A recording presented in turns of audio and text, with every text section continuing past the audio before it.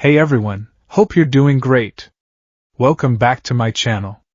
In today's video, we'll dive into what if Deku was picked by the Ninetales. Smash that subscribe button, and be sure to peek at the description below. Let's begin. The air in Muzutsufu was thick with the scent of ozone and shattered dreams. For Izuku Midoriya, it was a smell he was becoming intimately familiar with. It clung to the scorched pages of his notebook, a testament to a hope so thoroughly incinerated it had left a physical mark. Hero Analysis for the Future, number 13. The title was a cruel joke now, the ink warped by heat and water, the detailed drawings of Kamui woods and empty ladies smeared into unrecognizable phantoms. He walked with the hollow, shuffling gait of a ghost, unseen by the bustling crowds around him. The city was a symphony of quirks, a vibrant tapestry of superhumanity from which he had been irrevocably cut. A businessman with gecko-like hands scuttled up a wall to his office window. A group of schoolgirls giggled as one of them changed her hair color from pink to blue to green with a thought. A vendor at a takoyaki stand used small, controlled jets of flame from his fingertips to cook the batter. Each casual display was a grain of salt rubbed into a wound that stretched back a decade. "You should probably give it up." The doctor's words from his childhood were a dull, persistent ache, the foundation of his lifelong misery. But today, that ache had sharpened into a blade, plunged into his chest by the one person he believed might have offered a different diagnosis. "It's not wrong to dream. But you need to be realistic, kid," All Might's voice echoed in his mind, not with the booming confidence of his television persona, but with the weary, deflated tone of a man delivering a death sentence. Izuku could still feel the phantom pressure of the hero's hand on his shoulder, a gesture meant to be gentle that felt like the weight of the entire world crashing down upon him. He had chased his idol, clung to his leg in a moment of reckless desperation, and for his troubles, had been shown a horrifying secret, the hero's shrunken, skeletal form, and been given a dose of reality so potent it felt like poison. "Without a quirk, you can't be a hero." The words were a cage, and Izuku was rattling its bars with the frantic, useless energy of a doomed animal. He replayed the scene on the rooftop over and over, his analytical mind, usually reserved for breaking down other people's quirks, now turned inward with self-destructive precision. Step 1. Identify the problem. He was quirkless. A statistical anomaly in a world where 80% of the population had some kind of superpower. Born with 2 joints in his pinky toe and a void where a gift should have been. Step 2. Analyze the variables. All Might himself, the symbol of peace, was powered by a quirk. Every pro-hero he admired, from the fiery Endeavor to the stoic Eraserhead, relied on their unique abilities. Their strength, their speed, their very capacity to save people, was rooted in their genetics. Step 3. Formulate a conclusion. All Might was right. Logically, irrefutably right. A quirkless boy rushing into a villain fight would be a liability. A victim. A statistic. He'd be a distraction, getting in the way of the real heroes and potentially getting them killed. The logic was flawless. And it was breaking him. Tears, hot and useless, welled in his eyes for what felt like the 100th time that day. He scrubbed at them fiercely with the back of his hand, a gesture of defiance against the sorrow so profound it threatened to drown him. He wasn't on a rooftop now. He was just a powerless kid walking under an overpass, the setting sun casting long, distorted shadows that seemed to mock his small frame. He clutched the ruined notebook to his chest. Bakugo's words from earlier felt like a prophecy. "Why don't you take a swan dive off the roof and pray you'll be born with a quirk in your next life?" The thought had been a fleeting, horrifying whisper on that rooftop with All Might. A tiny, dark part of him had wondered if Kaken was right. But he had pushed it away. He was a coward maybe, but not that much of a coward. Suddenly, a sound ripped through the mundane hum of the city. A concussive boom that rattled the concrete under his feet and sent a flock of pigeons scattering into the orange sky. It was followed by the distant wail of sirens. Normally, this would have been his cue. Normally, his feet would have been moving before his brain had even processed the sound, his damaged notebook flapping in the wind as he sprinted toward the action, a manic grin on his face. The fanboy in him, the part that still believed, would have taken over, but today, there was only a vast, yawning emptiness. "What's the point?" he thought, his shoulders slumping further. "It's not for me. It's their world, not mine. He kept walking, determined to go home, to lock himself in his all-might-themed bedroom, a shrine to a god who had just declared him an apostate, and never come out. But the hero-chasing habit was a deeply ingrained instinct. His route home, by some cruel twist of fate, took him directly toward the commotion. As he rounded a corner, he saw it. A crowd had formed at the entrance to a narrow shopping alley, their phones held high, their faces a mixture of fear and morbid excitement. Plumes of black smoke choked the evening air. He tried to walk past. He really did. He squeezed his eyes shut and focused on the image of his front door. But the sounds were too compelling, the crackle of fire, the panicked shouts, the distinct, frustrated roars of a pro-hero he recognized. It was Death Arms. His feet stopped. Against his will, his head turned. He found himself pushing through the back of the crowd, his small stature an advantage as he weaved between taller bodies until he broke through to the police line, and then he saw it. It was the sludge villain. The same one that had attacked him earlier, the one All Might had supposedly captured in a soda bottle. The villain was larger now, a writhing, amorphous mass of putrid green sewage and garbage, its two cartoonish eyes rolling manically. It had taken a hostage. Flames erupted from the storefronts it had smashed into, and the hero Backdraft was struggling to contain the blaze with his water quirk, his efforts barely making a dent. Kamui Woods was there too, but his wooden limbs were useless against a liquid opponent. Death Arms tried to land a punch, but his fist just sank into the muck with a sickening squelch, the villain's body absorbing the kinetic energy. The heroes were failing. They didn't have the right quirks for the job. A cold knot of dread tightened in Izuku's stomach. He remembered the feeling of that sludge pouring down his throat, the cloying suffocation, the cold, creeping panic. He wouldn't wish that on anyone. Who had the villain caught? Who was suffering in there? And then, the sludge shifted. For a brief, horrifying second, a face was visible through the churning ooze. Spiky ash-blonde hair. Eyes wide, not with their usual arrogant fury, but with pure, undiluted terror. Kaken. The world stopped. The roar of the crowd, the crackle of the flames, the frantic shouts of the heroes, it all faded into a dull, distant hum. All that existed was the image of Katsuki Bakugo, his childhood friend, his tormentor, his lifelong rival, drowning on dry land. Bakugo, who was always so strong, so confident, so explosive. Bakugo, who personified victory. He was thrashing, his hands sparking with small, desperate explosions that did nothing but agitate the sludge and set fire to the surrounding debris. His mouth was open in a silent scream, his eyes pleading. They weren't looking at the heroes. They were scanning the crowd, looking for what? Help?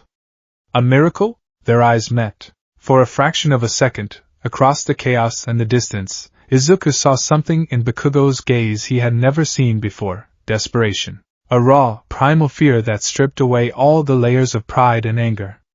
It was a look that said, "I'm going to die." And in that instant, something inside Izuku Midoriya snapped. All Might's words. The doctor's diagnosis. The years of bullying. The burned notebook.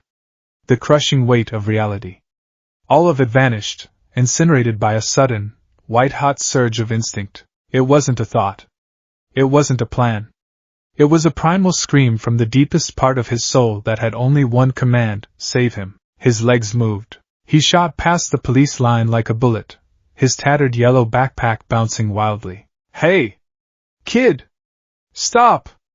It's too dangerous!" a hero yelled. Death Arms turned, his eyes wide with disbelief. "Get back here, you little fool!" But Izuku couldn't hear them. The world had narrowed into a tunnel, and at the end of it was Bakugo. His mind, the one that had just meticulously broken down why this was impossible, was now working at 1,000 miles per hour, but on a different problem. Analysis: villain is liquid, susceptible to displacement. Eyes are a physical weak point. Hostage is creating explosions, but they're undirected. I need to create an opening. A distraction. His hand instinctively went to his backpack. It was heavy, full of textbooks. He swung it off his shoulders as he ran, his movements clumsy but fueled by a terrifying purpose. "DKU?" Bakugo's voice, muffled and gurgling, was a choked gasp of disbelief. He needs to breathe. Just for a second, Izuku hurled the backpack. It wasn't a hero's calculated throw. It was a desperate, flailing toss that, by sheer luck, sailed directly toward the villain's face. The corner of a heavy physics textbook struck one of the villain's massive eyes with a wet thwack. The villain roared in pain and surprise, its form recoiling for a split second. It was enough. The sludge around Bakugo's mouth loosened. He gasped, taking in a huge, life-giving lungful of smoky air. Izuku didn't stop. He was already there, his worn-out red sneakers slapping against the sludge-covered pavement. He started clawing at the villain's body, his fingers digging into the viscous muck, trying to pull it away from Bakugo. It was like trying to dig a hole in the ocean. It was pointless. It was stupid. He was going to die. "What are you doing?" Bakugo screamed, his voice raw. "I don't know." Izuku sobbed, his face a mask of tears and grim determination. "My legs they just started moving. I couldn't just stand there and watch you die." He looked up at Bakugo, and in that moment, all the history between them, the cruelty and the shared childhood, collapsed into a single, stark reality. You looked like you were asking for help." The sludge villain recovered from the backpack strike, its rage now focused entirely on the small, quirkless nuisance digging at its body. A massive pseudopod of slime rose up, swelling like a tidal wave, ready to crash down and extinguish this pathetic life. Izuku saw it coming. The shadow fell over him. There was no time to dodge. No hero was close enough to save him. This is it, he thought, a strange sense of calm washing over him. The fear was gone, replaced by a single, defiant regret. I couldn't save him. But another thought followed, blazing through his consciousness with the force of a supernova. It was not a thought of fear or surrender. It was a primal, desperate, selfless wish, a final prayer offered to an empty sky. "I don't care if I die. Just let me save him. Just give me the power to save him." It was a cry of pure, unadulterated heroism. A will so absolute in its desire to protect another that it transcended the physical world. It was a resonance, a frequency of spirit that shot out from a dirty alley in Mizurufu, Japan, and echoed into the spaces between worlds. In a void of non-existence, a consciousness was fading. It was ancient, older than the nations of the world it had once terrorized. It was a being of pure energy, of malevolent intent forged into a form of unimaginable power. For ages, it had been a weapon, a prisoner, a monster. But it had also been a partner. It remembered the fist bump.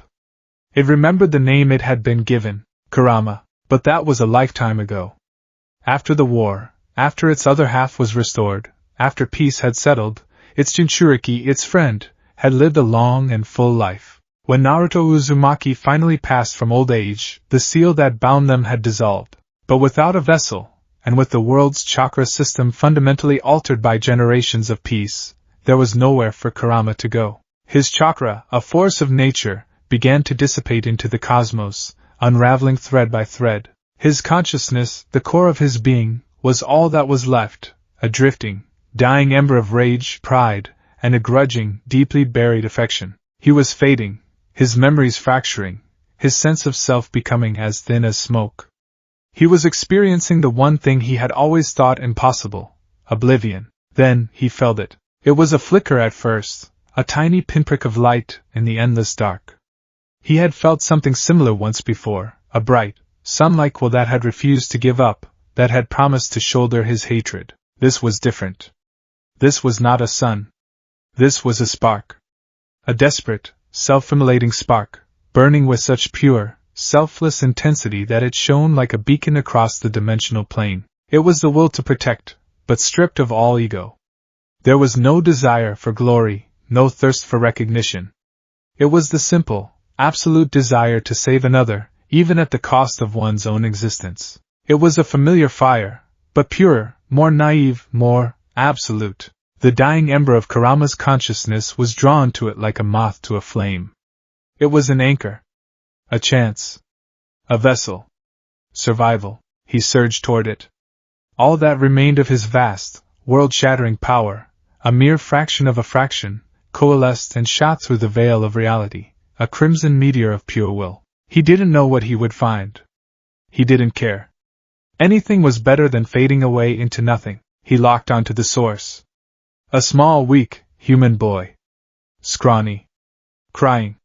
Pathetic. But his spirit was a roaring inferno. This one will do. The world exploded in red. The massive sludge hand was inches from crushing Izuku when a power he had never known erupted from the very core of his being. It was not a quirk. Quirks were a part of a person, a natural extension of their body. This felt alien. It was a parasite, a stowaway, a demon clawing its way out from the inside. A violent, crimson energy, thick and viscous like boiling blood, burst from him. It was not light, it had weight, presence. It radiated a palpable heat and an aura of such immense, ancient malice that the sludge villain, a being of literal filth, recoiled in primal terror. The air itself seemed to curdle, saturated with an oppressive pressure that made the heroes freeze in their tracks. What is that?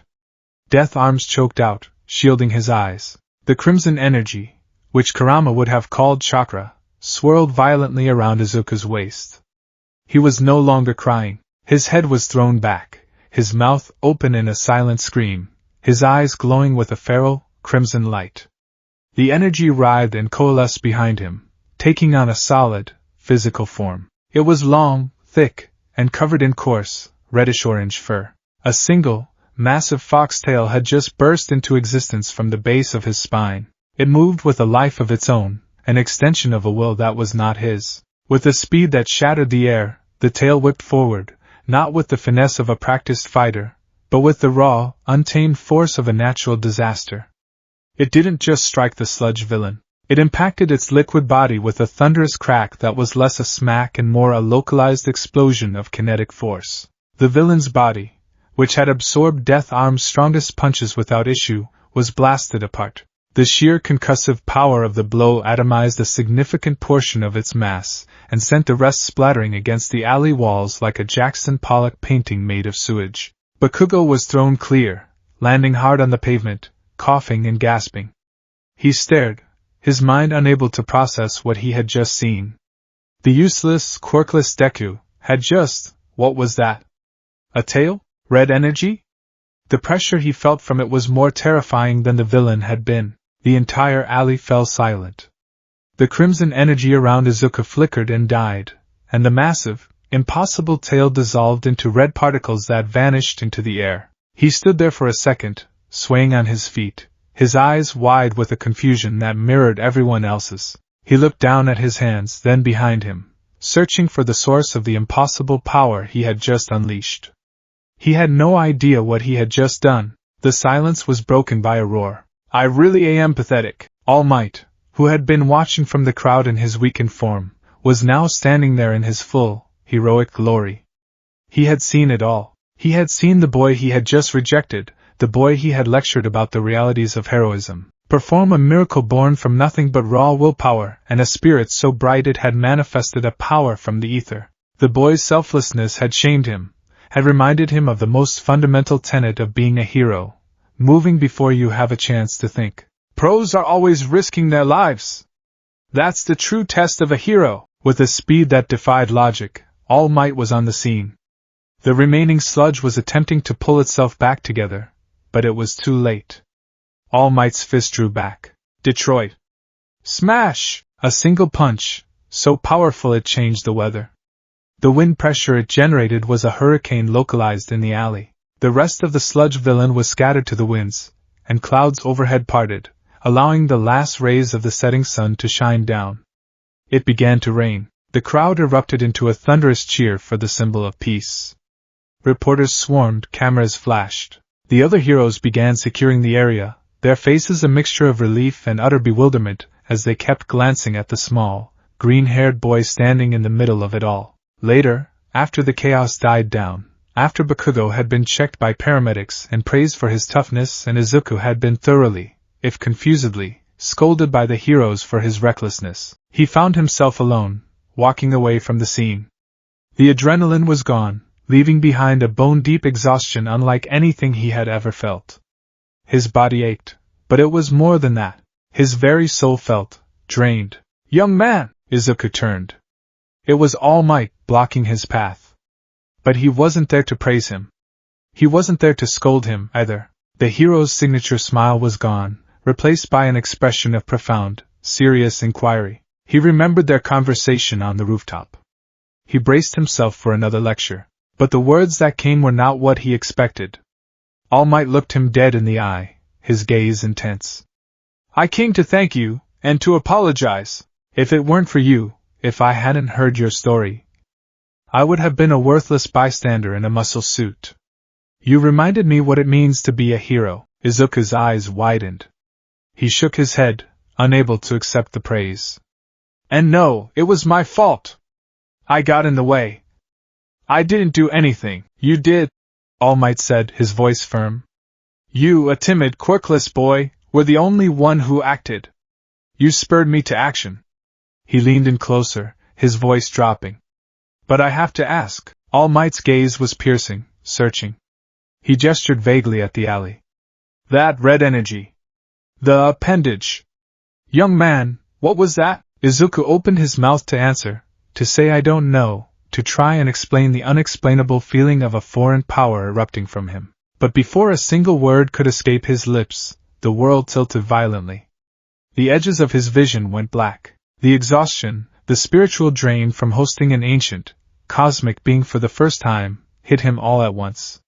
His eyes rolled back in his head. "Whoa there!" The last thing Izuku felt before the darkness claimed him completely was the surprisingly strong, bony arms of All Might's true form catching him as he collapsed. Izuku awoke with a gasp. He was in his bed. The morning sun was filtering through his All Might-themed curtains, illuminating the posters and action figures that covered every square inch of his walls. For a moment, he was disoriented. Had it all been a dream? The sludge villain, All Might's secret, Bakugo's near-death, the impossible red power. He sat up, his body aching as if he'd run a marathon. It felt real. The memory was too vivid, too terrifying. He remembered the feeling of the crimson energy, the weight of the tail, the absolute certainty that he was about to be crushed. He must have passed out. All Might must have carried him home. He checked his phone. A dozen missed calls from his mom and a frantic string of texts. He felt a pang of guilt. He swung his legs out of bed, his feet hitting the floor. He felt normal. No lingering red energy. No extra appendages. He sighed, rubbing his temples. Maybe it was a one-time thing, a hysterical, stress-induced quirk manifestation that had burned itself out immediately. A fluke. A miracle that would never be repeated. The thought was somehow even more depressing than being quirkless. To be given a taste of power, a chance to be a hero, only to have it snatched away?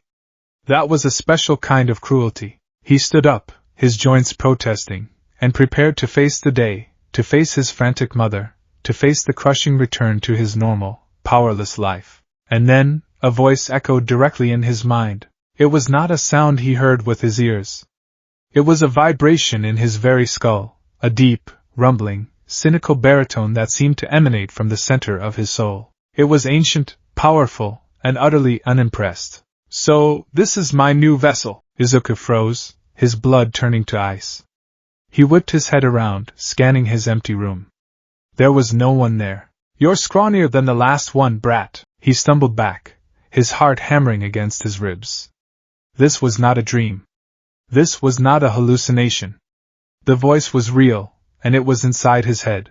"But you've got guts, I'll give you that." Izuku's breath hitched. His world, which had been shattered and rebuilt, and shattered again in the span of a single afternoon, had just been broken one final time. The echo from the alley had followed him home, and it was just getting started. The voice was a cancer in the silence of his room. It wasn't just a sound, it was a physical presence, a tectonic grinding in the bedrock of his consciousness. Izuku's world, once defined by the clear, external reality of heroes and villains, had collapsed inward into a terrifying psychic landscape. "So, this is my new vessel." Izuku scrambled backward, his bare feet tangling in his All Might-themed comforter. He crashed against the wall, the frame of a poster digging into his spine. His eyes, wide and frantic, darted around the room, searching for a source. A hidden speaker? A villain's quirk? Was he hallucinating? The exhaustion, the stress, maybe his mind had finally cracked. Who's there? He squeaked, his voice a pathetic tremor. The voice rumbled again, laced with a derisive scorn that felt ancient and profound. In your head, brat. Try to keep up. A cold sweat beaded on Izuku's forehead. He pressed the heels of his palms into his temples, as if he could physically expel the intruder. Get out of my head! What are you? You're scrawnier than the last one, brat. The voice ignored his question, its tone one of casual, insulting assessment. But you've got guts, I'll give you that. Throwing yourself at that sludge creature without a shred of power, either that or you're just a suicidal fool. The jury's still out. Last one? Sludge creature? The voice knew what had happened. This wasn't a random auditory hallucination. This was connected to the impossible power, the crimson tail that had saved Kaken. The red energy, the tail, that was you? Izuku whispered, his terror warring with his insatiable need for analysis. A low chuckle, like rocks tumbling in a deep cavern, vibrated through his skull. A pittance of my power, yes. Enough to survive. And I suppose, enough to keep my new home from being splattered across the pavement. Home? The word was a knot of dread in his throat.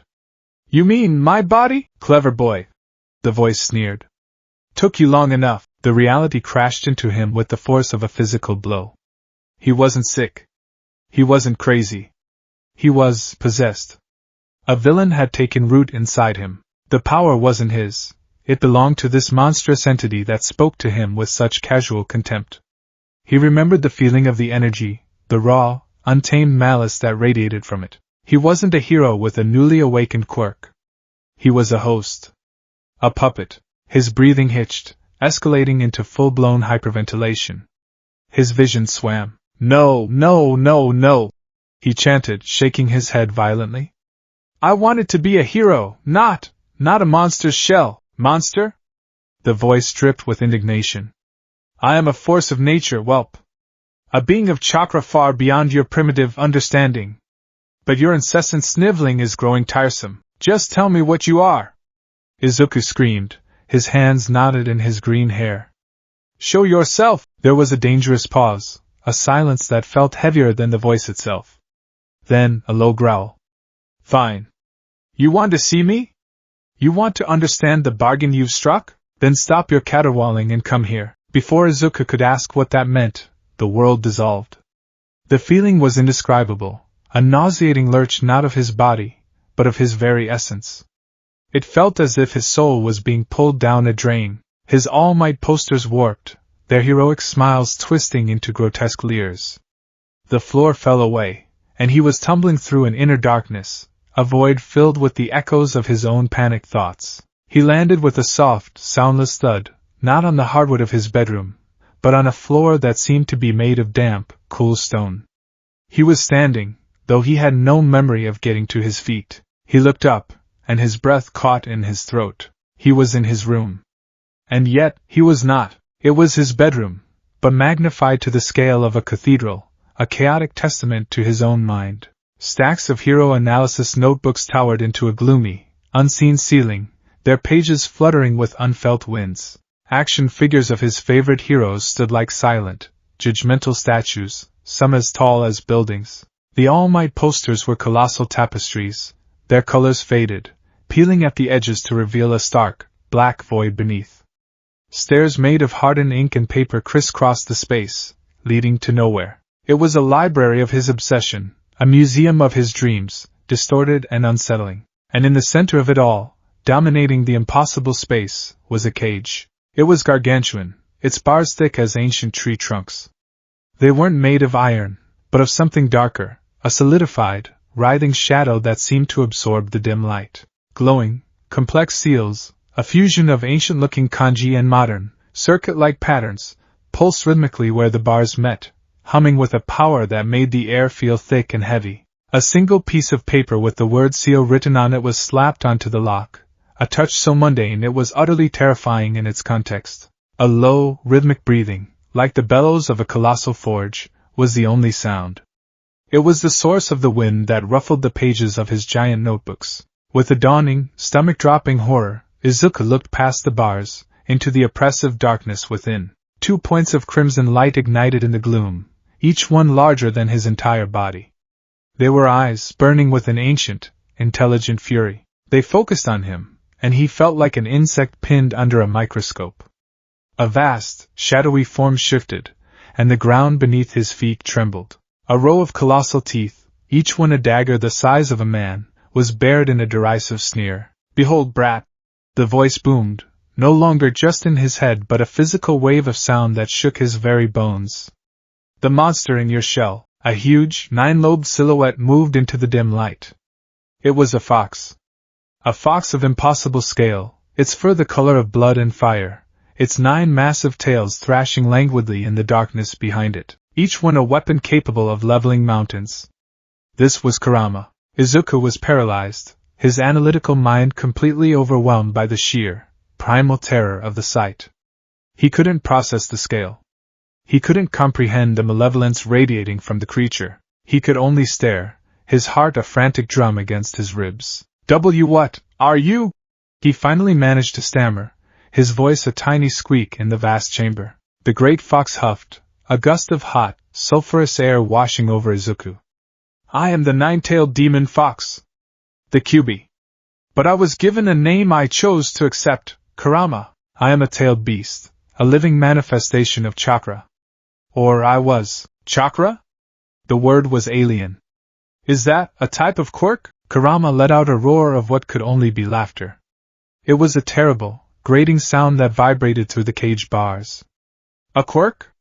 Ha!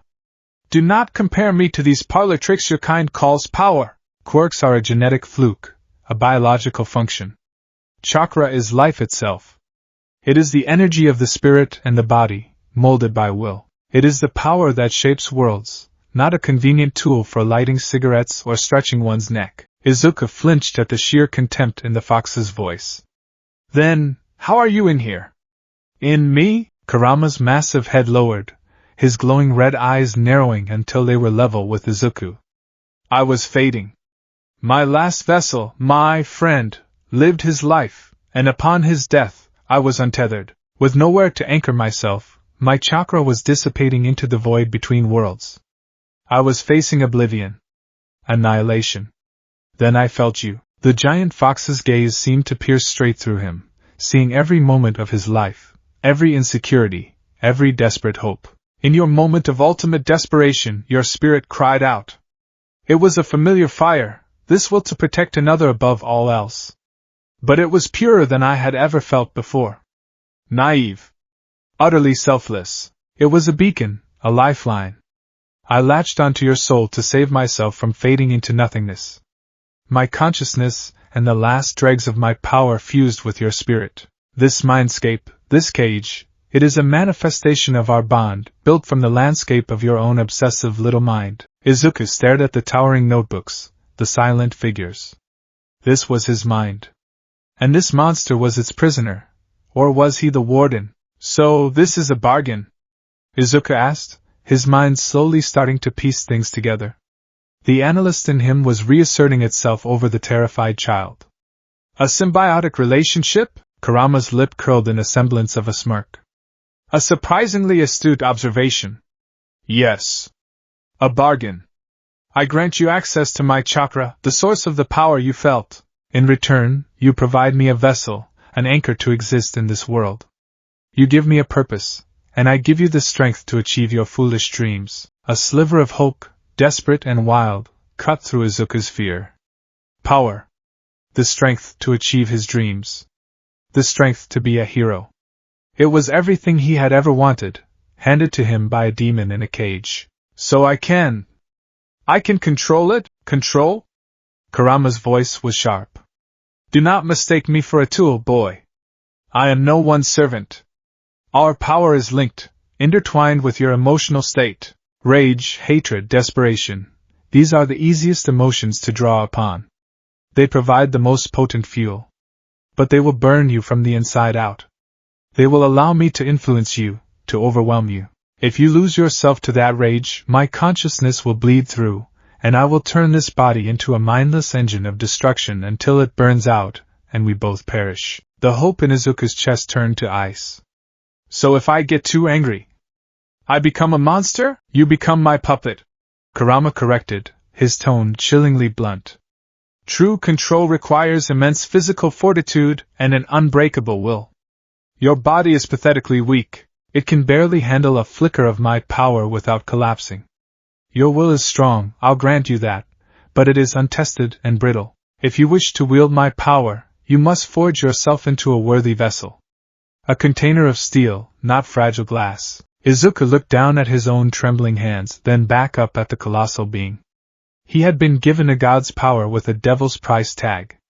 To be a hero, he would have to learn to control a demon. This is the deal, Izuku Midoriya, Kurama stated, his voice resonating with finality.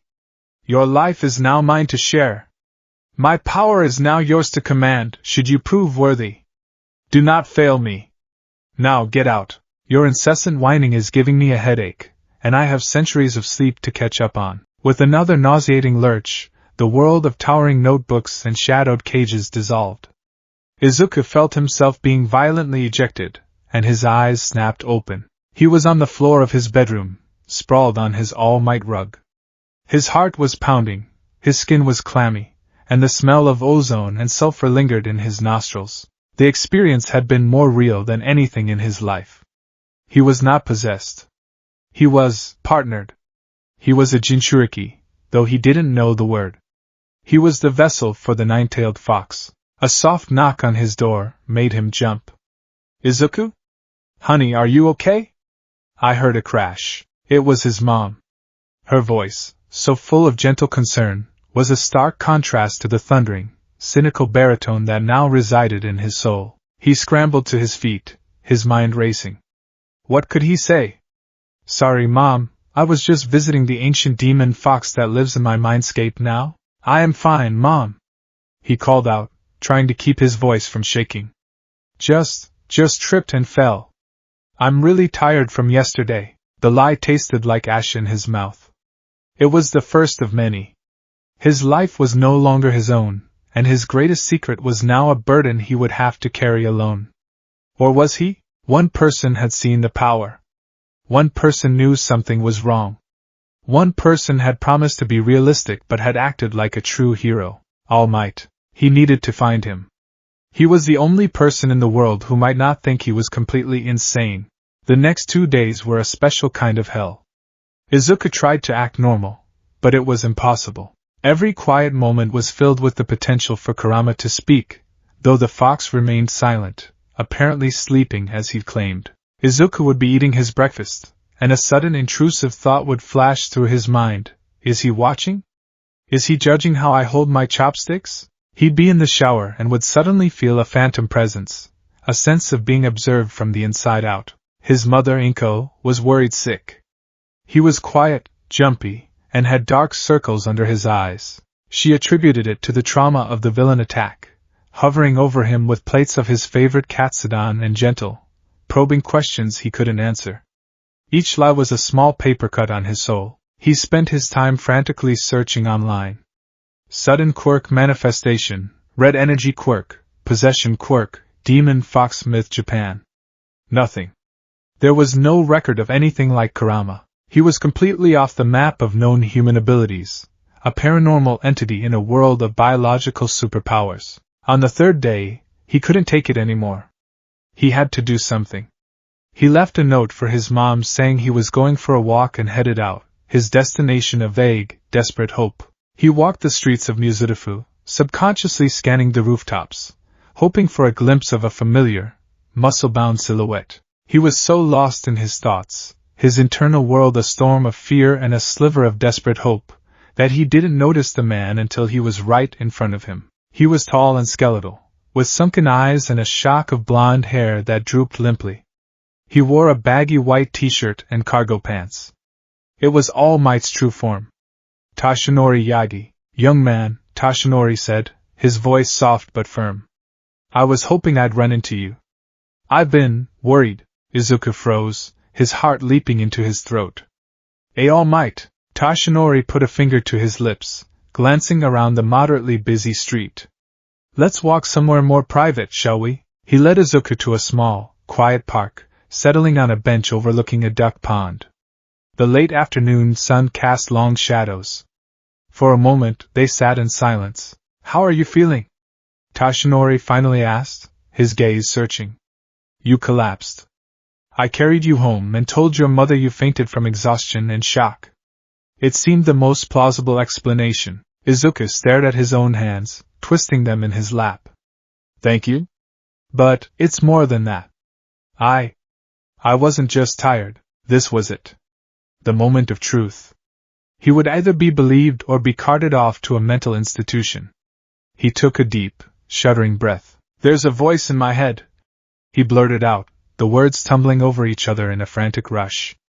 The power from the alley, it's from him. He's a monster, a giant fox with 9 tails, and he lives inside me now. He calls himself Kurama, and he says he's made of something called chakra, and he latched onto my soul to keep from dying, and I'm his vessel, and he says I have to get stronger or he'll burn me out from the inside. He finished his tirade, breathing heavily, his chest tight with anxiety, fully expecting Toshinori to slowly back away. But All Might didn't move.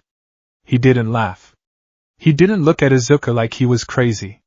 He just listened, his sunken eyes wide, his expression one of intense, profound seriousness. He stared at Izuku for a long moment, the gears visibly turning in his head. Then, he nodded slowly. I believe you. The 3 words were an absolution. The tension in Izuku's body drained away, and he almost slumped off the bench in relief. Tears pricked his eyes. You do? I saw it, young Midoriya, Toshinori said, his voice grim. I saw that power. It was not a quirk. It felt ancient.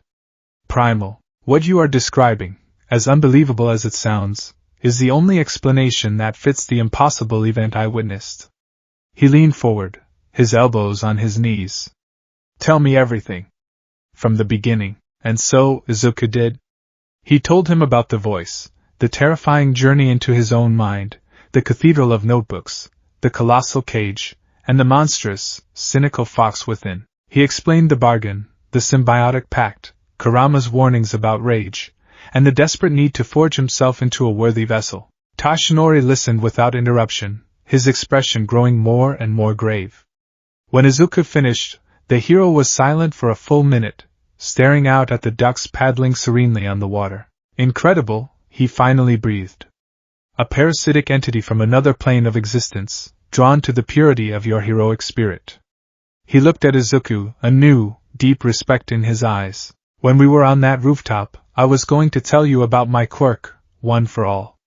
It is a power that is passed from one person to the next, a torch of hope. It stockpiles power, and can be given to another. After I saw your selfless act, I knew you were worthy. I was going to offer it to you. Izuku's eyes widened. A transferable quirk? That was how All Might was so powerful. But now, Toshinori continued, shaking his head. Now, that is impossible. Your body is already a container for an immense, volatile, and alien energy. Pouring one for all into you now, it wouldn't be like filling a cup. It would be like pouring rocket fuel onto a raging bonfire. The resulting explosion would tear you apart, body and soul. You would be annihilated. The hope of receiving his idol's quirk, a hope he hadn't even known to have, was extinguished before it could fully ignite. But it wasn't replaced by despair. It was replaced by a grim understanding of his own, unique path. So, I'm on my own, Izuku said, his voice flat. No, All Might said, and his voice held a conviction that was every bit as powerful as his hero forms. No, you are not. He placed a firm, bony hand on Izuku's shoulder. I cannot give you my quirk, young Midoriya. But I can give you my help. I can give you my knowledge, my experience, my time. This Kurama said you need to forge a body and will of steel. Very well, then that is what we will do. Toshinori stood up, and though he was a scarecrow of a man, he seemed to radiate a power all his own. I will be your mentor. I will train you. I will help you build a body strong enough to contain a demon, and a will firm enough to command it. We will turn this curse into your strength. Together, we will make his power your power. He looked down at the stunned, teary-eyed boy. It will be a harder path than anyone has ever walked. It will be hell. But you can do it. You can take this terrifying power, and you can use it to become a hero. For the second time, All Might gave him the words he needed to hear. Not "you can be a hero," but a new, more potent affirmation. We start tomorrow. Dawn. Dagoba Municipal Beach. The beach was less a beach and more a landfill that had decided to cosplay as a coastline. For years, illegal dumping had turned the once beautiful shore into a mountain range of rusted appliances, broken furniture, and teetering towers of garbage, all slowly being reclaimed by the sea. The air stank of salt and decay. Izuku stood before it, dressed in a tracksuit, the morning air cold against his skin. Toshinori stood beside him, holding a detailed, hand-drawn schedule. This, Toshinori announced with a grim enthusiasm, is the American Dream Plan 2.0, the Fox Vessel Fortification Edition. It's a comprehensive workout plan designed to build every muscle in your body to its absolute peak in the 10 months before the UA entrance exam. Your goal, he said, gesturing to the Everest of trash, is to clean this entire beach. Izuku stared at the seemingly impossible task. All of it? He wants you to move a mountain of trash. Kurama's voice echoed in his head, dripping with amusement. How fitting. Your kind's refuse is your trial. Izuku flinched, but didn't let it show. I'll do it. The first few weeks were pure, unadulterated agony. The physical regimen alone was brutal, pushing Izuku's scrawny body far beyond its limits. But the real challenge was integrating Kurama's power. Your tenant said you need to handle his chakra, right? Toshinori said on the first day, pointing to a massive, rust-eaten refrigerator. Let's start there. Don't just lift it with your muscles. Try to use that energy. See if you can channel it. Izuku closed his eyes, focusing inward. He remembered the feeling from the alley, the violent eruption of red. He tried to summon it. He focused on his desire to get stronger, his dream of being a hero. Nothing happened. You're doing it wrong, brat. Kurama grumbled, his voice startlingly clear. Don't beg for it. Command it. It is a part of you now. Will it to move? Izuku gritted his teeth. Okay. Command it. He focused on his hands, picturing the red energy flowing from his core, down his arms, and into his palms. He felt a faint warmth, a tingle. He strained, pushing against the refrigerator.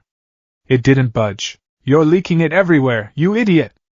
Kurama's voice was a sharp crack in his mind. You're letting it dissipate into the air. You need to contain it, focus it! Are all humans this incompetent? I'm trying. Izuku muttered aloud, his face screwed up in concentration. Trying is the first step, young Midoriya. Toshinori called out encouragingly, misinterpreting his muttering as self-criticism. This became their strange routine. Toshinori would provide the physical plan and the positive reinforcement. Kurama would provide the scathing, brutally honest, and surprisingly effective technical advice. Izuku was caught in the middle, his body screaming from the strain, his mind a battlefield between boundless optimism and cosmic cynicism. One afternoon, after a month of failure, Izuku stood before a broken-down washing machine, utterly exhausted. I can't do it, he thought, slumping. My body is too weak. Then make it stronger, Kurama retorted. Stop whining and focus. Your will is the only thing that matters.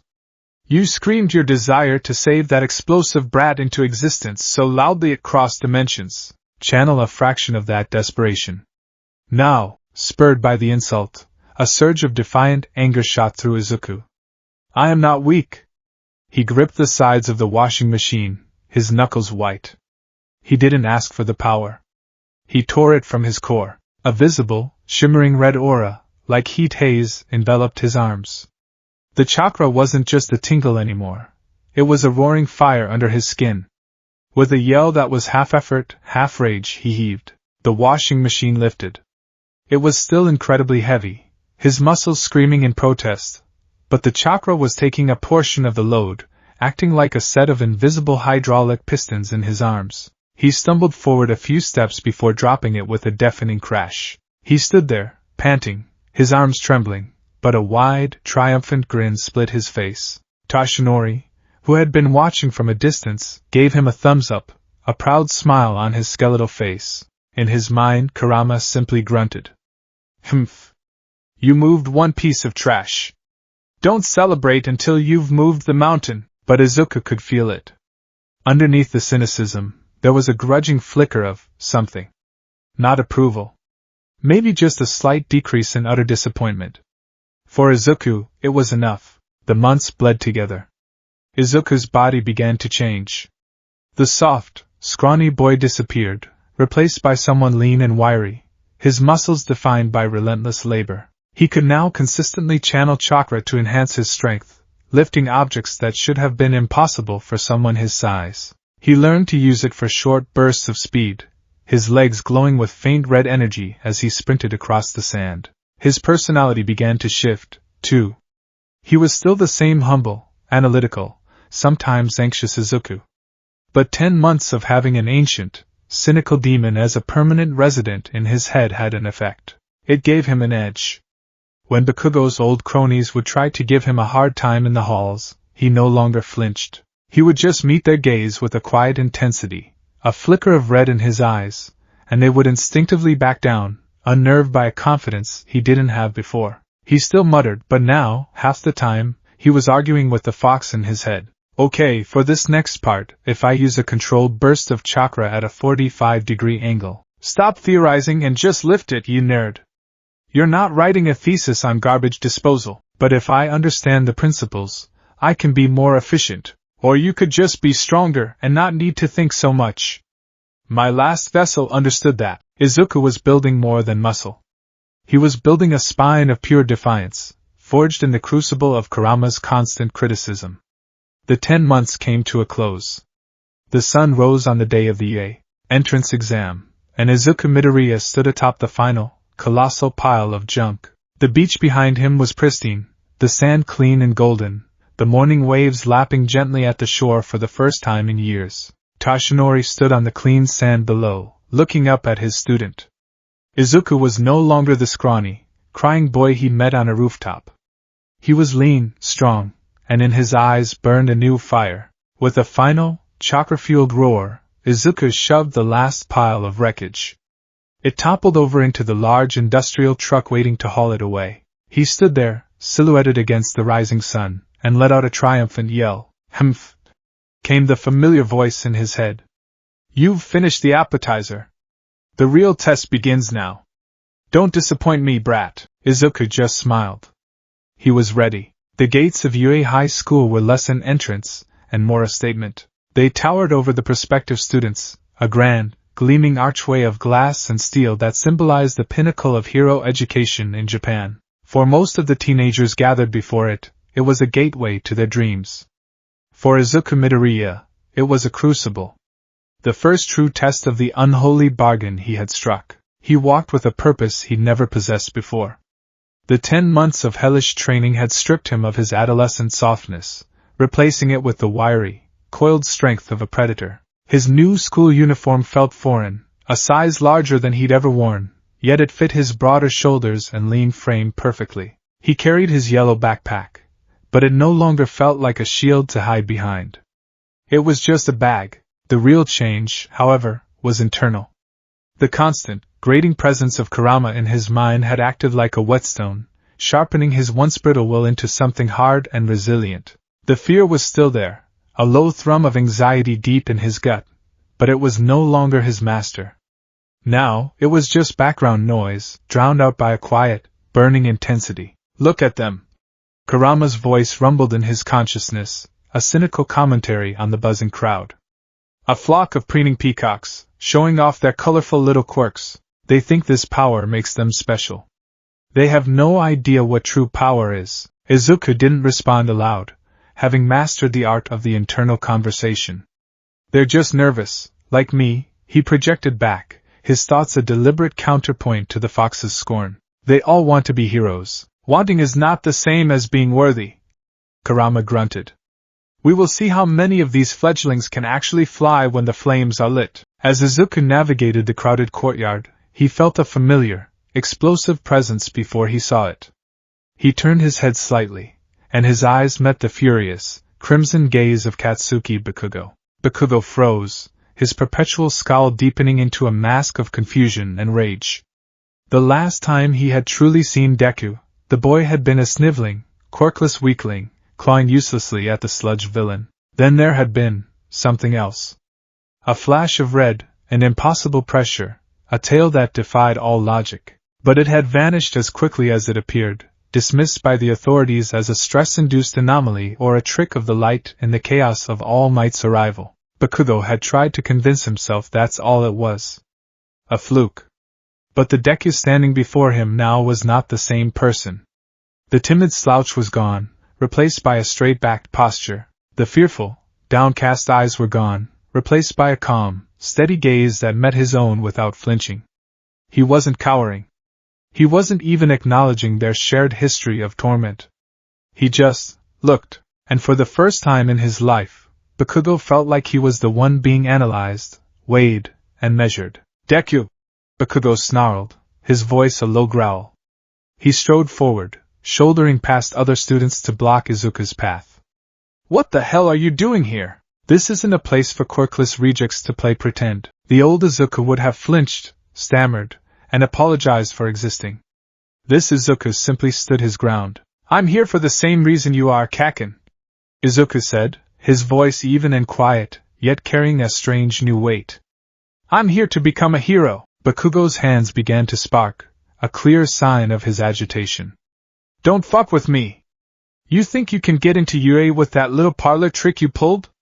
Whatever that was, it won't save you here. You're going to get yourself killed."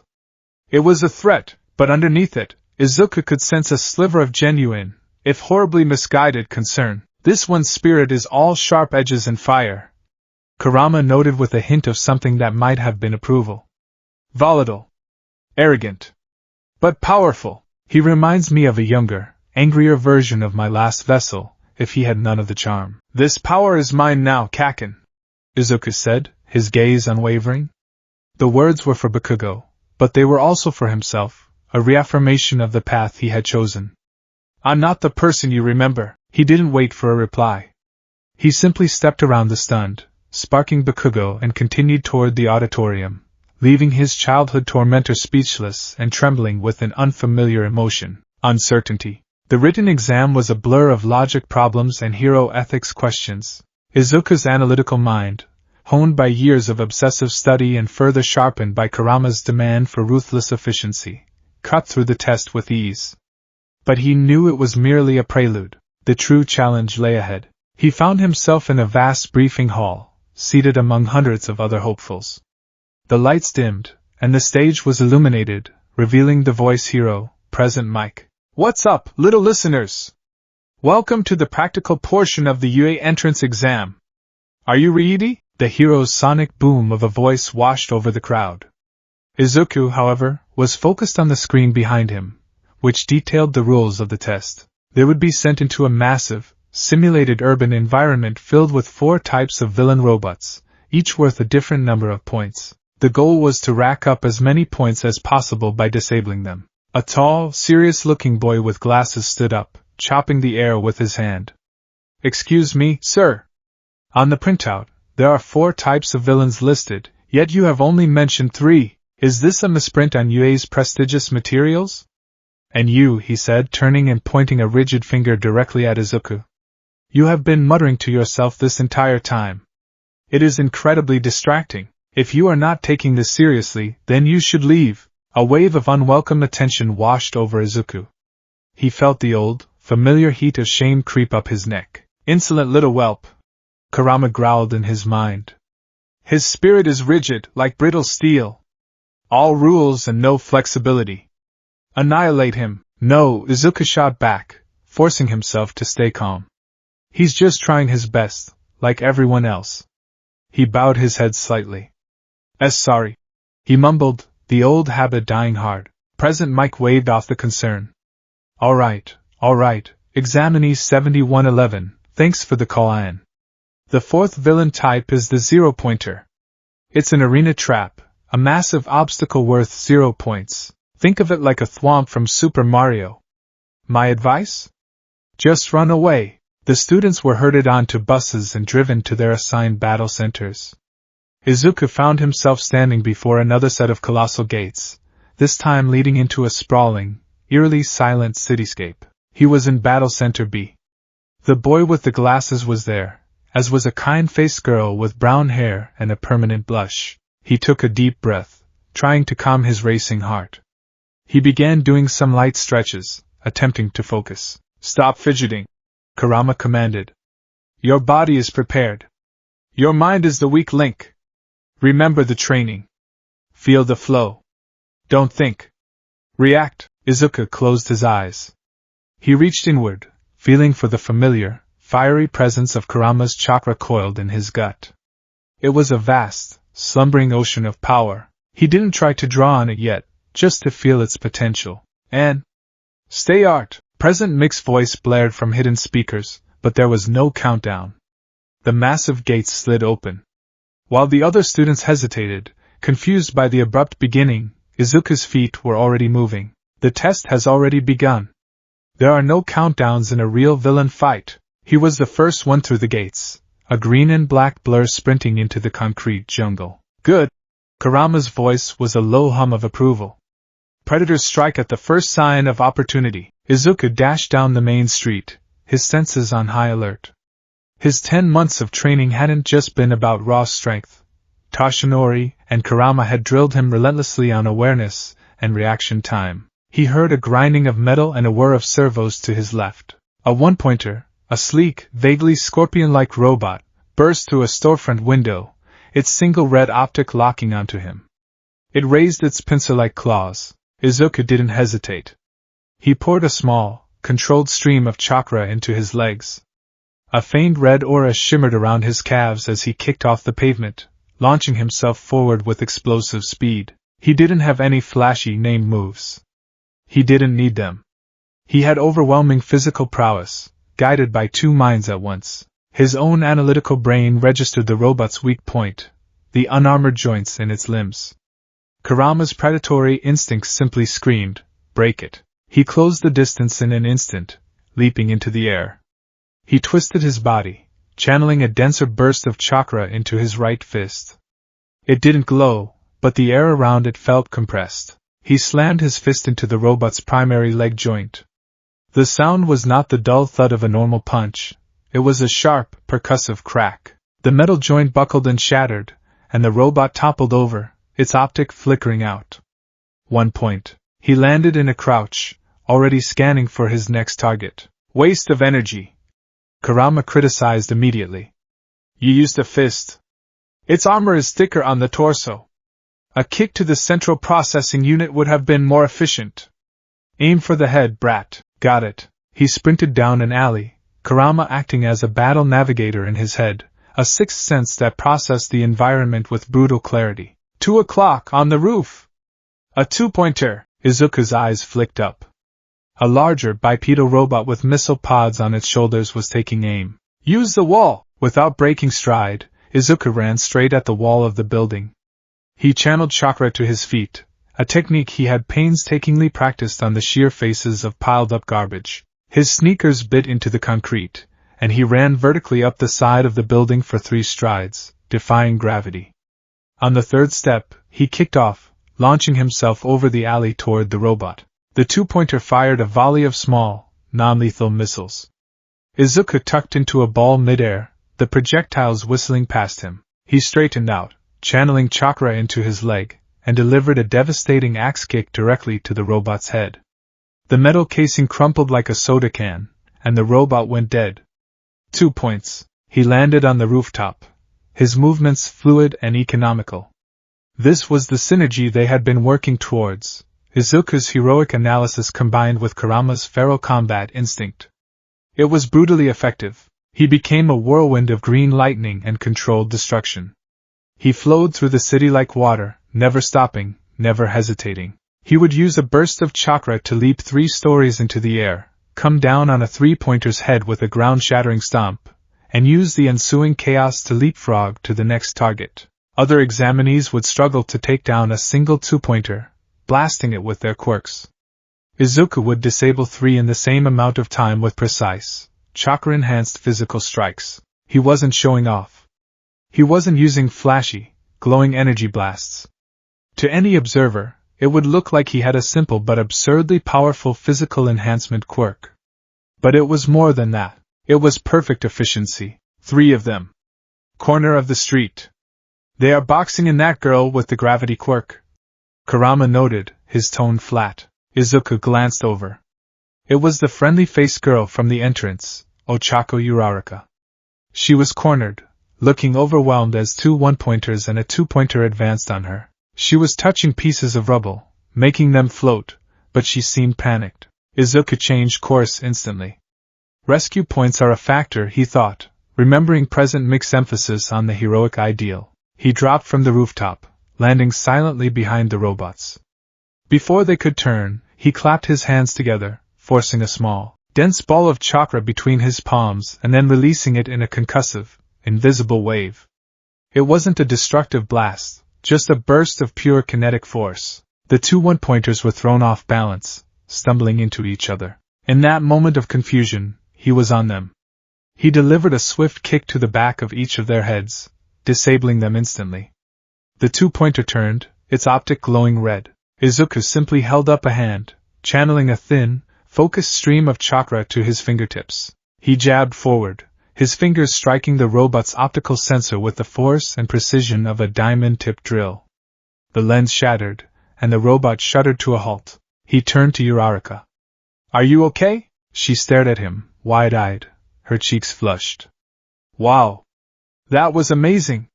You took them all down so fast." "Thank you. Just be careful," he said, giving her a quick nod before turning to leave. He had wasted precious seconds. "Wait!" she called out. He glanced back. "My name's Uraraka." "What's yours?" "Midoriya," he said, and then he was gone, a green flash disappearing around a corner. He racked up points at a dizzying pace. 1, 3, 6, 10, 25, 42, 50. He lost count, his mind and body working in perfect, deadly harmony. He was a force of nature, an engine of destruction running on a fuel no one else could even see. Then the ground began to shake. It started as a low rumble, a tremor that rattled windows and sent dust raining down from the concrete canyons.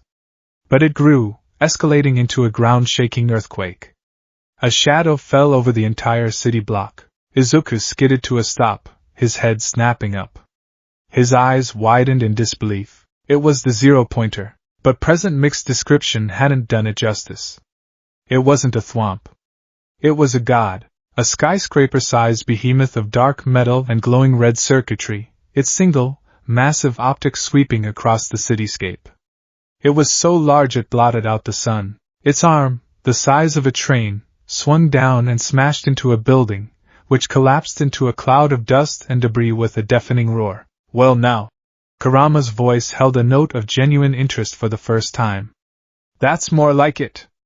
A worthy challenge. It's worth 0 points, Izuku thought, his instincts screaming at him to follow present mix advice. "We have to run." Examinees were fleeing in every direction, screaming in terror. The zero-pointer was a pure instrument of intimidation, designed to test a hero's ability to make a tactical retreat. Izuku turned to join the stampede, his mission accomplished. He had more than enough points to pass. Oof! A soft cry of pain cut through the noise. Izuku stopped. He turned back, against his own survival instinct. And he saw her. It was Uraraka. She was trapped, her leg pinned beneath a huge slab of concrete from the building the zero-pointer had just destroyed.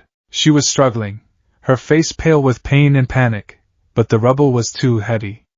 And the giant robot, its movements slow but inexorable, was lumbering directly toward her. The other students ran past, their faces averted, their own survival paramount. No one was stopping. No one was helping. Time seemed to slow down. Izuku saw the scene with painful clarity, the girl, trapped and helpless, the other students, fleeing for their lives, and the giant, unfeeling machine, about to crush her. And in that moment, something inside him ignited. It wasn't just his own heroic spirit. It was a perfect, terrible fusion. It was his own desperate need to save someone, supercharged by Kurama's primal rage at the sight of a predator cornering helpless prey. "She's going to die." "Then stop it." Kurama's voice was a low, deadly growl. "Have you forgotten the alley? Have you forgotten the promise you made to yourself? Show me the will that crossed worlds, Izuku Midoriya." All Might's words echoed in his memory. You spurred me to action. His mother's tear-stained face flashed in his mind. I'm so sorry, Izuku, Bakugo's terrified eyes in the sludge. You looked like you were asking for help. He wasn't quirkless anymore. He wasn't helpless. He had the power of a demon at his command. He didn't run away. He ran towards the danger. He sprinted toward the zero-pointer, his focus absolute. He wasn't thinking about points. He wasn't thinking about passing the exam. He was thinking about the single, immovable truth of his existence. A hero saves people. He poured every ounce of chakra he could muster from his core. The faint red aura exploded into a thick, bubbling, crimson cloak of energy that enveloped his entire body. It was hot, violent, and alive. It felt like he was wearing a suit made of pure rage. A single, ghostly tail of the same red energy manifested behind him, lashing through the air. This was the version 1 cloak. The one-tailed form. He had only ever managed to manifest it for a split second in training, and the backlash had left him unconscious for a day. Now, fueled by pure, selfless desperation, he held it. He could feel his own consciousness starting to fray at the edges, the feral instincts of the fox trying to bleed through. But he held on, his goal a singular point of light in a sea of red. Save her. He didn't leap at the robot's head. That wasn't the objective. The objective was freeing Uraraka. He ran straight for its massive, pillar-like leg, which was about to take another step and crush her. As he ran, the crimson chakra of his cloak responded to his will. It surged forward from his body, coalescing in front of him, forming two massive, clawed arms of pure energy, each one the size of a car. They weren't his arms, they were extensions of the cloak, extensions of Kurama's power, guided by his will. He didn't try to stop the robot's advance. That would be like trying to stop a tectonic plate. He was strong, but not that strong. He needed to be smart. With a deafening roar that was half human, half beast, he drove the two massive chakra arms forward. They didn't strike the leg.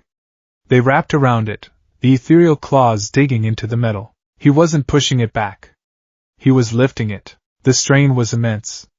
The one-tailed cloak flared violently, and the ground beneath Izuku's feet cracked under the sheer pressure. He felt like his very soul was being torn in two, but the robot's massive foot, which weighed thousands of tons, lifted a few crucial inches off the ground. Its inexorable step momentarily halted. It was the opening he needed. With the robot's leg held aloft, he used his own body to sprint the last few feet to Uraraka. He grabbed the slab of concrete pinning her, and with a surge of his own chakra-enhanced strength, he hurled it aside as if it were styrofoam. Go! He yelled, his voice a distorted, guttural rasp from the chakra cloak. He didn't have the strength to do more. The chakra arms holding the zero-pointer's leg flickered and dissolved. The massive foot came crashing down right where Uraraka had been moments before, shaking the entire city block. Izuku was thrown back by the shockwave, his one-tailed cloak wavering. The zero-pointer, its step completed, continued its lumbering advance, its programming unaware of the drama that had just unfolded at its feet. But Izuku wasn't done. He had saved her, but the robot was still a threat. It was still rampaging, a danger to everyone. He had to stop it. He had to prove he could not only save someone, but defeat the threat. He looked up at the towering behemoth, his crimson-cloaked form a tiny speck of defiance against the metal god. He was drained. His body was screaming. The chakra cloak was unstable, threatening to consume him. You're at your limit, brat. Kurama warned, his voice strained. One more major release will knock you into oblivion. Make it count. Izuku knew what he had to do. He couldn't punch it. He couldn't break it. But maybe, he could deafen it. He planted his feet, the asphalt cracking under his stance. He took a deep, ragged breath, drawing in air and every last scrap of accessible chakra he had left. The red cloak around him condensed, swirling violently toward his head. His cheeks bulged, and the air itself seemed to grow thin around him, pulled into his lungs. He tilted his head back and unleashed a final, desperate attack. It was not a punch. It was not a kick. It was a roar, a chakra roar. A visible, concussive cone of pure, crimson energy erupted from his mouth. It was a focused, directional sonic boom made not of sound, but of raw, untamed chakra. The wave of force shot upward, striking the zero-pointer's massive head with apocalyptic power. There was no explosion. Just a catastrophic structural failure.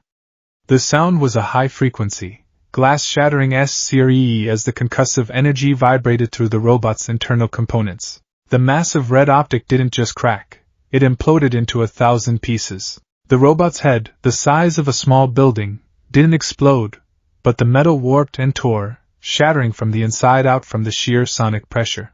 The Titan shuddered. Its movements ceased. Its internal lights flickered and died. For a moment, it stood there, a dead colossus, before it began to creak and groan, its massive frame beginning to tilt. Izuku watched it fall, a grim satisfaction on his face. He had done it. He had saved the girl and stopped the monster. Then, the backlash hit him. The crimson cloak didn't just fade, it evaporated in an instant.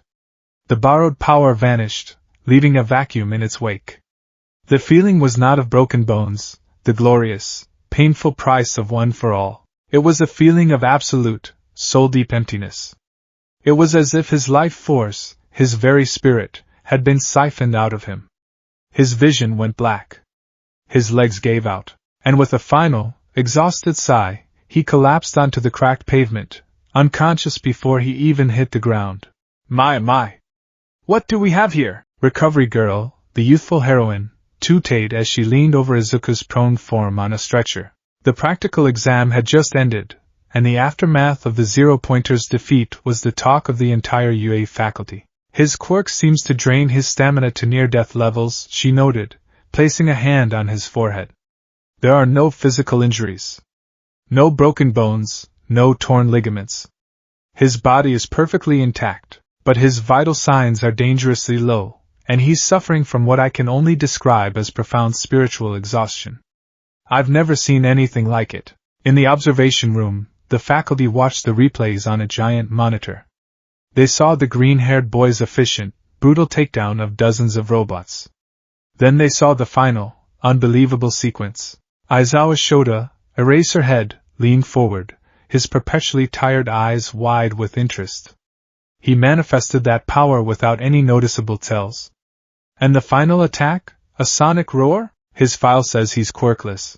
The file was based on his middle school registration, Principal Nisa said, his paws steepled thoughtfully. It seems he is a late bloomer. But this is no ordinary quirk. The energy signature is unlike anything on record. All Might, in his skeletal form, watched from the back of the room, a tremor of pride and terror running through him. He had seen the one-tailed cloak. He had seen the boy ride the edge of a knife, using a demon's power for the most heroic purpose imaginable. He had succeeded. But the cost. The screen showed the final tally. Examinee 7111 Izuku Midoriya. Villain points 58. Rescue points 60. Total 118. He hadn't just passed. He had shattered the record. He was number one. Uraraka, having used her quirk to stop Izuku from hitting the ground as the exam ended, had rushed to the teachers, begging them to give the boy who had saved her some of her own points. She didn't need to. Izuku Midoriya had roared at the gates of UA High. And the gates had been blown wide open. He was in. The letter from UA arrived on a Tuesday. It sat on the dining table, a stark white envelope bearing the prestigious red seal of the Academy. It was a tangible object, a physical key, yet it felt as ephemeral as a dream. Izuku stared at it, his heart a frantic, fluttering bird in his chest. His mother, Inko, hovered behind him, her hands clasped so tightly her knuckles were white, her own anxiety a palpable aura in their small apartment. "Open it, brat!" Kurama's voice rumbled from the depths of his mind, laced with its usual impatience. "Your incessant dithering is more nerve-wracking than the contents could ever be. Either you succeeded or you failed. Procrastination will not alter the outcome." Izuku took a shaky breath. Kurama was right. He had spent the last week in a state of suspended animation. After waking up in the UA infirmary to the gentle scolding of Recovery Girl, who had been utterly baffled by his condition of spiritual exhaustion, he had been sent home with a warning to not overdo it with his new quirk. The memory of the exam was a chaotic blur of adrenaline and crimson energy. He remembered the roar, the fall of the zero-pointer, and then nothing. He had no idea if what he'd done was enough. His fingers, trembling slightly, broke the wax seal. A small, metallic disc fell out onto the table. It whirred to life, and a holographic projection flickered into existence, bathing the room in a cool blue light. The booming, skeletal form of All Might appeared before them. "I am here! As a hologram!" the hero declared, striking a triumphant pose. Inko gasped, her hands flying to her mouth. Izuku stared, a slow smile spreading across his face. Of course! All Might was a teacher at UA this year. He had almost forgotten. The hologram of All Might began to recount the story of the exam, of a certain boy who had been reckless but undeniably heroic. He praised Izuku's villain point score, which was impressive on its own, but then his expression turned serious. "But that is not the whole story, young Midoriya," All Might's projection said, its gaze seeming to lock directly onto Izuku's. "A hero course is not just about defeating villains. It is about saving others. It is about self-sacrifice. And for that, we award rescue points." A replay of the final moments of the exam filled the projection, the zero-pointer, Uraraka trapped, and his own desperate, chakra-cloaked charge. It showed him saving her, and then turning to face the greater threat. Your actions inspired not only the faculty but your fellow examinees. Giving up your own safety to ensure another's, that is the heart of a true hero. You earned 60 rescue points. The hologram grinned. Izuku Midoriya, with a combined total of 118 points, you not only passed, you achieved the highest score in the history of the practical exam. The room was silent for a beat. Then Inko let out a choked sob, tears of pure, unadulterated joy streaming down her face. Izuku felt his own eyes well up, the dam of his week-long anxiety finally breaking. "Izuku, oh Izuku!" his mother cried, hugging him so tightly he could barely breathe. "Welcome, young Midoriya," All Might's projection concluded, his voice soft with pride. "This is your hero academia." The hologram flickered out, leaving them in the quiet of their apartment. Izuku looked at his shaking hands, then at his reflection in the dark screen of the projector. The face staring back was his own, but the eyes held a new depth, a secret fire. He had done it. He had taken a demon's power, and used it to claw his way into his dream. Humph! Kurama grunted in his mind. The sound was still cynical, but Izuku had learned to interpret the subtle nuances. This was the fox's version of a congratulatory pat on the back. The first step is complete. Now the true ordeal begins. Do not think for a moment that this will be easy. I know, Izuku thought, a fierce determination solidifying in his chest. I'm ready. The first day of school was a trial of a different sort. Finding Class 1A was an adventure in itself, its door comically oversized. As Izuku stood before it, he could hear the distinct, rigid tones of the boy with the glasses from the exam. Taking a deep breath, he slid the door open. "Do not put your feet on the desk." The tall boy, who Izuku would soon learn was Tenya Ida, was lecturing. "Such an action is an insult to the upperclassmen, and the master craftsmen who built them." The target of his ire was, unsurprisingly, Katsuki Bakugo, who had his feet kicked up on his desk, a sneer plastered on his face. "Like I care, you four-eyed extra. What junior high you from anyway?" Their confrontation was interrupted by Izuku's entrance. Ida's head snapped around, his eyes widening in recognition. He marched over, his arm chopping the air with mechanical precision. "It's you!" Ida declared. "Good morning. I am Tenya Ida from Somei Private Academy. I am Izuku Midoriya." Izuku stammered, momentarily thrown by the boy's intensity. "Midoriya-kun!" Ida's expression was one of profound respect. "I must apologize for my behavior at the entrance exam briefing. You correctly identified the true nature of the practical test, while I failed to see it. I misjudged you completely. You are clearly the superior student." Before Izuku could respond, a cheerful voice cut in. "Oh, it's you! The plain-looking boy who was so incredible!" He turned to see the kind-faced girl from the exam, Ochako Uraraka. Her cheeks were flushed, and she was practically bouncing on the balls of her feet. "That final move you did!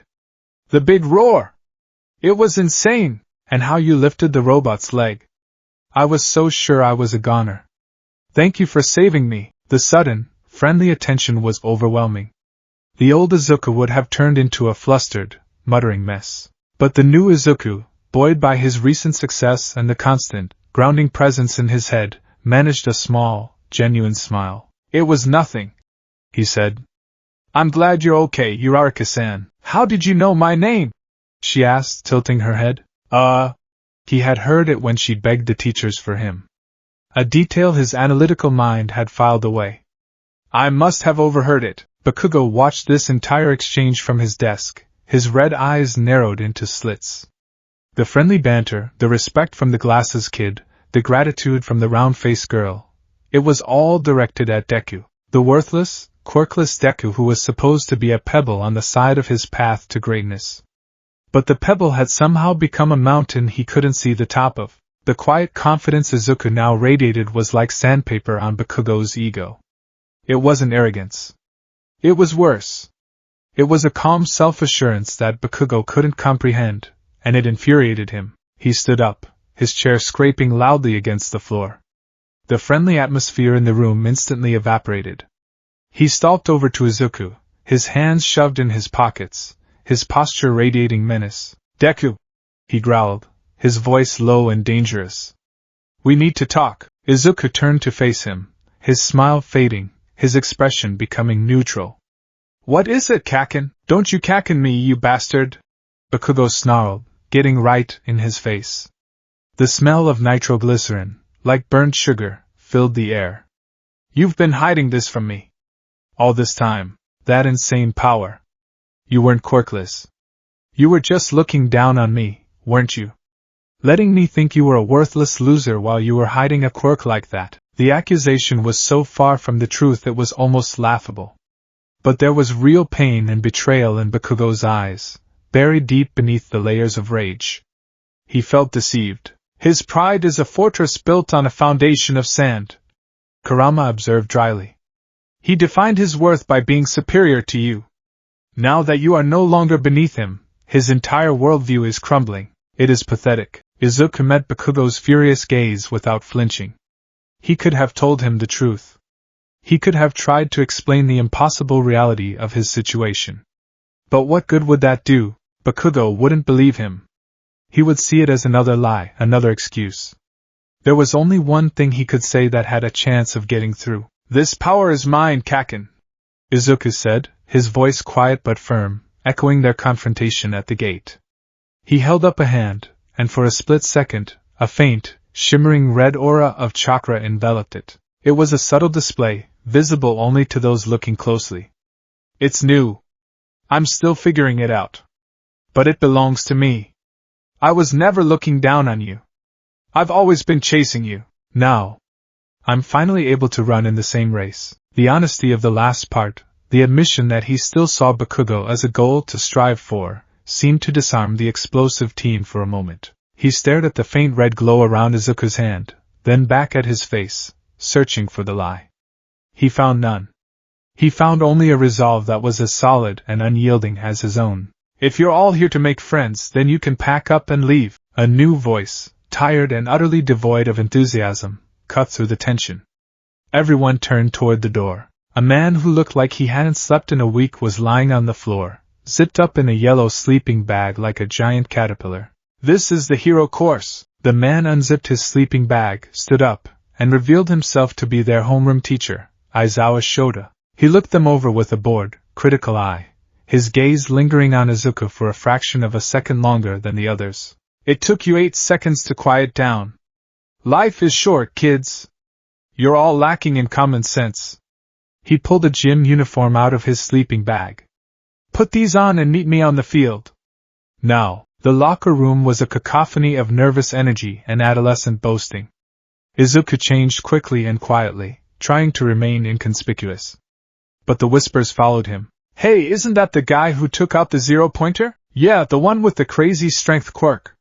He got the highest score. I heard he was quirkless until recently. A super late bloomer. He ignored them, focusing on the task at hand. He could feel Aizawa's intent. This wasn't a standard orientation. This was another test. On the training field, Aizawa laid out his plan with his signature lack of fanfare. We're holding a quirk apprehension test. You've been taking standardized tests your whole lives without using your quirks. It's irrational. The ministry is full of pencil pushers. Today, you show me what you've really got. He ran them through a series of physical trials, a 50-meter dash, a grip strength test, a standing long jump, and so on. In each one, the students were encouraged to use their quirks. Ida used the engines in his calves to rocket across the dash. Uraraka made her clothes and shoes weightless to improve her jump. Aoyama fired a laser from his navel to propel himself. Izuku, meanwhile, was being conservative. He used only minuscule, controlled bursts of chakra, just enough to put him in the upper echelons of the class but not enough to draw undue attention. For the 50-meter dash, a flicker of red energy in his legs gave him a time of 4.13 seconds, fast, but not as blindingly fast as Ida. For the grip strength, he channeled a steady flow into his hand, crushing the sensor until it read 120 kilograms, strong, but not as overwhelming as the six-armed Mizo Shoji. He was deliberately holding back, following All Might's advice to keep the true nature of his power a secret for as long as possible. But Aizawa was watching. His tired, bloodshot eyes missed nothing. He could see the faint shimmers of red energy, the telltale signs of a power being used with immense control and restraint. This boy wasn't just strong, he was disciplined, and that made him far more interesting, and potentially far more dangerous. Finally, they came to the last test, the ball throw. Aizawa handed the ball to Bakugo first. What was your best throw in middle school? 67 meters. Bakugo replied, a feral grin spreading across his face. Try it with your quirk. Bakugo stretched, stepped into the circle, and wound up. With a guttural roar of "Dai!" he threw the ball, puncturing the toss with a massive, controlled explosion from his palm. The ball became a comet, soaring high into the sky. Aizawa's device beeped. 705.2 meters, he announced. The class erupted in cheers. Amazing! That's a hero's score! This looks fun, you say? Aizawa's voice was suddenly cold, and his signature grin spread across his face, a terrifying sight. You have 3 years here to become a hero. You think it's all going to be fun and games? Idiots. Today's test will set the tone. Whoever comes in last place will be judged as having no potential and will be expelled immediately. A wave of panic swept through the class. Izuku felt a familiar knot of dread in his stomach. Expelled? On the first day, a logical, if cruel, motivational tactic, Kurama observed. He is culling the weak, forcing you all to go beyond your limits. He wants to see your true power. The test continued, now infused with a desperate, frantic energy. Everyone was pushing themselves to their absolute limit. Izuku continued his strategy of controlled, conservative power usage, placing high but not at the very top. He knew the ball throw was his chance to show something more, but he was wary of Aizawa's intense scrutiny. Finally, it was his turn. Aizawa tossed him the softball. Midoriya, you're up. The class fell silent. All eyes were on the boy who had gotten the highest score. They were expecting something spectacular. Izuku stepped into the circle, the ball feeling small and light in his hand. He took a deep breath, trying to decide how much power to use. A small, controlled burst like before? Or should he channel more, to ensure he didn't come in last? He took his stance, winding up his arm. He focused, drawing the chakra from his core, preparing to channel it into his fingertips at the moment of release. And then, it was gone. The warm, familiar feeling of Kurama's chakra vanished. The connection, the fiery ocean of power that was always present in his gut, was suddenly cut off. He felt empty. Quirkless. The sudden void was a shock to his system, like a phantom limb disappearing. He stumbled, his throw going wild. The ball arced weakly and landed with a pathetic thump a mere 46 meters away. He stared at his hand in shock. What? I erased your quirk. Izuku's head snapped up. Aizawa stood there, his long black hair floating ethereally around his head, his eyes glowing a menacing, brilliant red. His signature capture weapon, a scarf made of a carbon fiber and steel wire alloy, writhed around him like angry snakes. This was the pro-hero Eraserhead in action. That ridiculous entrance exam was certainly not rational, Aizawa said, his voice a low monotone. A boy who can't control his own power has no place here. He was referring to the backlash he'd been told about, the collapse after the zero-pointer. He assumed Izuku's power was a self-destructive one. Izuku stared at him, his mind racing. He erased my quirk? But, it's not a quirk. It's chakra. It's Kurama. How could he? He did not erase it. Kurama's voice suddenly crackled in his mind, strained and distant, like a bad radio signal. The connection, it's being suppressed. His power doesn't nullify the energy itself, it severs your ability to draw it from your core. A clever and irritatingly effective ability. But it only works as long as he can see the target's body. The connection returned as Aizawa blinked, the power flooding back into Izuku's system. Aizawa's eyes widened in shock. The floating hair, the red glow, it all vanished for a split second, then reactivated as he opened his eyes again. But in that instant he had felt it. The power hadn't been nullified. It had simply been disconnected. And the moment his quirk lapsed, it had surged back with a vengeance. More than that, he felt a flicker of something else. An alien consciousness, a malevolent pressure that pushed back against his erasure, as if irritated by it. His mind reeled. Erasure worked by halting the expression of a person's quirk factor, the unique genetic component that allows for superpowers. It was a biological switch. If he couldn't turn it off, it meant one of two things. Either this was a mutant-type quirk that was part of the boy's physical makeup, which it clearly wasn't, based on the energy he'd seen, or it wasn't a quirk at all. The implications were staggering. Aizawa let his quirk drop, his hair falling back around his shoulders. He stared at Izuku, his expression no longer one of simple annoyance, but of intense, cautious curiosity. Your power, he said, his voice low so only Izuku could hear. It's irregular. I can't erase it. Not completely. The entire class was silent, watching the tense standoff. They didn't know what was said, but they could feel the shift in the atmosphere. Aizawa took a step back. You're wasting my time. You have one more throw. Show me what you can do, Midoriya. Show me that you're not just a one-trick pony who breaks himself every time he goes all out. Prove you have potential. This was it. The gauntlet had been thrown down.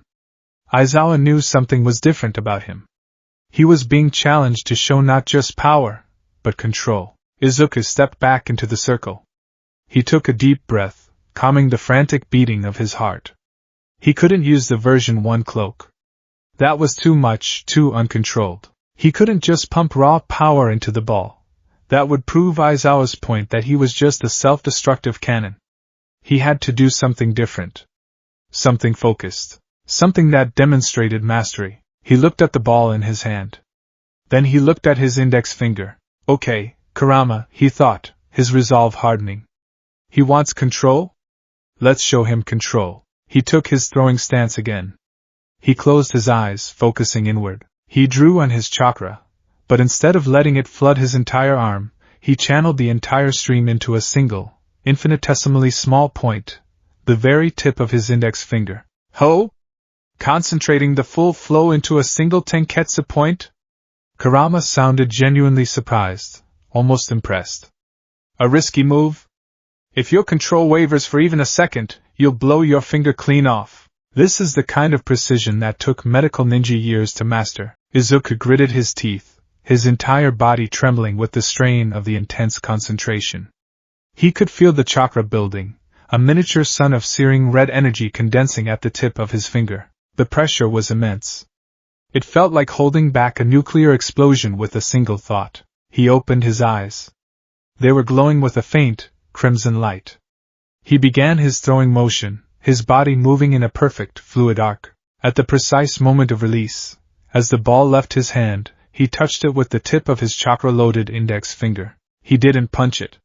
He didn't throw it with brute force. He flicked it. The result was not a fiery explosion like Bakugo's. It was a silent, violent release of pure kinetic energy. A sonic boom, miniaturized and focused into a single point of contact. The air cracked with a sound like a rifle shot. The ball didn't fly. It simply vanished. It broke the sound barrier instantly, a white vapor trail marking its path as it shot into the sky like a railgun slug. It went higher and faster than Bakugo's, a testament not to raw explosive power, but to the absolute, terrifying potential of focused energy. The class stared in stunned silence, their jaws slack. Bakugo's hands were smoking, his eyes wide with a mixture of rage and disbelief. He had used a massive explosion. Deku had used a finger flick, and it had been stronger. Aizawa watched the ball's trajectory until it was a mere speck, a hole punched in the sky. His device beeped, a long, continuous tone as it struggled to calculate the distance. Finally, a number appeared. He turned the screen to the class. It was blank, save for a single symbol, infinity. The ball had been launched with such force that it had exceeded the sensor's maximum range and achieved escape velocity, leaving Earth's atmosphere entirely. Aizawa lowered the device, a slow, predatory grin spreading across his face. This was not the smile he gave to frightened students.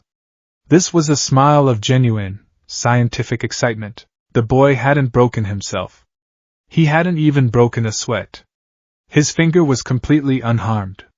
He had demonstrated a level of control that was, frankly, terrifying. Not bad, Aizawa said, his voice a low, appreciative hum. Not bad at all, Midoriya. He had found his problem child.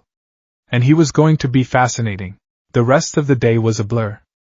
Aizawa revealed that the expulsion threat was a logical ruse to get them to perform at their best. A revelation that sent a wave of relief through the class, except for a very serious Momo Yaoyorozu, who correctly pointed out that he had expelled an entire class last year. As Izuku walked back to the locker room, he was keenly aware of the new dynamic in the class. The whispers were no longer just about his score, they were about the impossible power he had just displayed. He was no longer just a top-ranked student. He was an enigma. A monster of unknown potential. Todoroki Shoto watched him from a distance, his mismatched eyes holding a new, calculating gleam. He had felt the raw, violent energy during the entrance exam, but today, he had seen something far more impressive: control. Perfect, absolute control. This Midoriya was not like his father, who wielded his power like a blunt instrument. This was something else entirely. Todoroki had come to UA to defy his father, to win without using his fire. He had thought Bakugo would be his rival. He now realized he had been looking at the wrong person. Bakugo, for his part, was vibrating with a rage so profound it was almost silent. He cornered Izuku as he was leaving the school building, grabbing him by the shoulder and spinning him around. "What the hell was that, Deku?" he seethed, his voice a strained whisper. Izuku simply looked at him, his expression calm. "I told you, Kaken. I'm still figuring it out. Don't give me that bullshit." Bakugo's eyes were wild. "That wasn't a quirk. That felt wrong. What are you?" Before Izuku could answer, a skeletal hand landed on Bakugo's shoulder. "That's enough, young Bakugo. Go home. You've all had a long day." It was Tashinori. Bakugo glared at him, then back at Izuku, before finally snarling and storming off, his shoulders rigid with fury. "Come with me," Tashinori said to Izuku, leading him to an empty faculty lounge. Once the door was closed, Tashinori let out a long, weary sigh. "I saw what happened. Aizawa's erasure, it didn't work. He couldn't nullify the chakra," Izuku explained. "Just suppress my access to it. Kurama said it's because it's not a biological quirk factor." Tashinori nodded, his expression grim. "This complicates things. Nizu, Aizawa, and the other senior faculty, they know you're an anomaly. They theorize that your ability isn't tied to a quirk factor, but directly to your life force. That makes you both a fascinating subject and a potential danger they can't easily neutralize." He looked at Izuku, his expression a mixture of pride and deep concern. "That finger flick, that was brilliant. You demonstrated control, not just raw power. You played Aizawa's game and you won, but you've also painted a massive target on your back. They will be watching you. Every move you make." Izuku nodded, understanding the weight of the situation. His secret was no longer just his own. It was a matter of interest to the most powerful heroes and minds in the country. I'll be careful, Izuku promised. I know you will, Toshinori said, placing a hand on his shoulder. You've come so far, my boy. Be proud of what you accomplished today. You stood your ground, you faced down your teacher, and you showed them all just a fraction of what you're capable of. As Izuku walked home, the setting sun casting a long shadow before him, he felt the weight of all the eyes that were now on him. But he didn't feel fear. He felt a strange sense of exhilaration. He had been invisible his whole life. Now, he was anything but. You handled yourself adequately, brat. Kurama's voice echoed, a rare and precious crumb of praise. But do not get complacent. That erasure ability is a problem. If you become reliant on my power, a man like that could leave you truly helpless in a fight. You must continue to train your body and your mind, not just the flow of chakra. Izuku smiled. Even in victory, the training never stopped. He was Izuku Midoriya, the boy with the unerasable quirk, the vessel of the 9 tails. And his first day at UA was finally over. The real work was just beginning.